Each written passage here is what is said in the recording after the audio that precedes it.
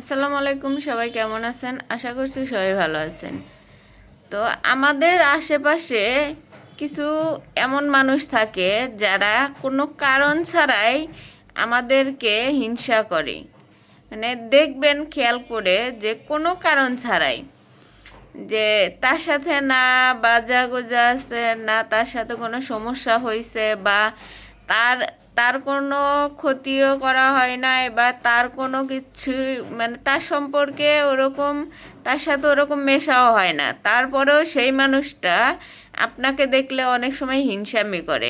একটু মিলিয়ে দেখবেন, এরকম মানুষ আমাদের আশেপাশে কিন্তু অনেক আছে। বিশেষ করে আমাদের বন্ধু বান্ধবের বাবা মারা, মানে কি করলাম না করলাম কিছু না, মানে যারা ইয়াং বয়সে আছে তারা এটা রিলেটেড করতে পারবে যে আপনার বন্ধুর বাবা মা বেশিরভাগ সময়ই দেখবেন যে আপনাদেরকে অপছন্দ করতেছে, কারণ কি কোনো কারণ ছাড়াই।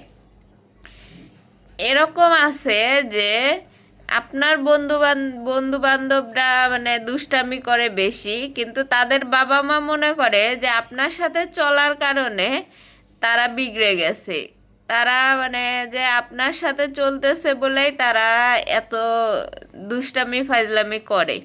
তো কিন্তু বাবা মা এটা জানে না যে তাদের ছেলে মেয়ে আসলেই দুষ্টু।